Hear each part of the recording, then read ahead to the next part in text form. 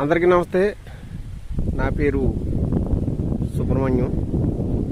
ఇప్పుడు నేను తీస్తున్న వీడియో ఇదంతా కూడా ఒక టైంలో పచ్చని కొబ్బరి చెట్లు ప్లస్ పచ్చని పంట చేలు. ఇవి ఇలా మారిపోవడానికి కారణం చాలామంది అంటారు చెరువులు అయ్యి.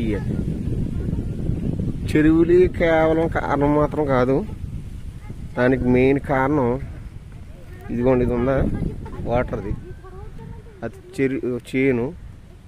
దాంట్లో వాటర్కి దీనికి సంబంధించి ఉండే వాటర్, ఈ వాటర్ వచ్చేసి ఇది పంట పోదు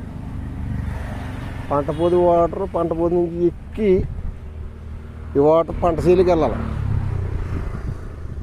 మరి పంట చేలోకి వెళ్ళకముందే అంత వాటర్ అందులో ఉండిపోయింది, ఈ వాటర్ అందులోకి వెళ్ళలేదు.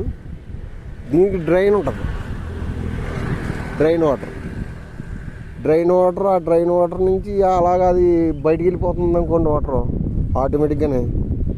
ఇదిగోండి చెట్టు మొదల ఇంత నీరు ఉందనుకో, నీరు ఎవకైపోయి చెట్టు పాడైపోయి ఎండిపోయి ఇలాగా మోడైపోతే ఏమవుతాయి? ఈ వాటర్ కేవలం ఇప్పుడు మనం కడుపు నిండా భోజనం చేసి ఎక్కదెక్కలు కాకుండా మొత్తం ఫుల్గా నీళ్లు తాగేస్తే ఆ నీళ్ళకి నీటికి ఊపిరాడక ఉక్కిరి బిక్కిరి అయిపోయి చాలా టైం పడుతుంది మనం తేరుకోవడానికి.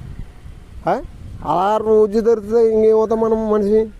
మనిషి అయినా చెట్టు అయినా ప్రాణైనా దానికి ఎంతవరకు దానికి లిమిట్గా కావాలో అంతవరకే కావాలి, అంతే తప్ప మన కనీసం దానికి గాలి ఆడి విధానం లేకుండా ఏరు వ్యవస్థ తయారవ్వకుండా ఆ నీటిలో ఇక్కుపోతే ఏరులు భూమిలోకి ఎలాగ పుంజుకుంటుంది.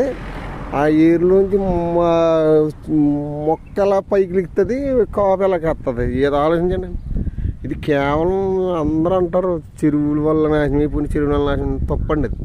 ఎందుకంటే ఇవాళ ఇప్పుడున్న విధానాన్ని బట్టి ప్రత్యామ్నాయం అయింది అది పంట చేలు పాడైపోయినాయి కాబట్టి, పంట చేలు నట్టలేదు కాబట్టి చెరువులు వేసి ఇది ఆ రంగా పోతున్నారు ఇక్కడ. అది కూడా లేకపోతే మొత్తం ఏముండదు. ఇంకా మెయిన్ ప్రాబ్లం ఏంటంటే డ్రైన్. వచ్చిన వాటర్ వచ్చినట్టే మళ్ళీ తిరిగి రిటర్న్ వెళ్ళిపోయేలా ఉండి ఇది వరకు ఎక్కడెక్కడ పంటకాలం ఎక్కడ ఉందో డ్రైన్కి మురికాలు కూడా అలా ఉండేది. ఆ వాటర్ అలా వెళ్ళిపోయి ఎక్కడెక్కడ బంద్ చేసుకుని ఏది వర్షం లేకుండా నాశనం చేసుకుని ఈవేళ మనం చెరువుల మీద పడ్డం కరెక్ట్ కాదు. ఆలోచించండి. దీనికి ఎక్కడ ఏం చేసినా దానికి కడ నుంచి కడ వరకు ఫుల్గా డ్రైన్ అవ్వండి. వాటర్ అంతా కూడా లాగేస్తే గాలికి ఎలా ఆరుదలైపోద్దాం. చెట్టు మళ్ళీ పుంజుకోపోతే అడగండి.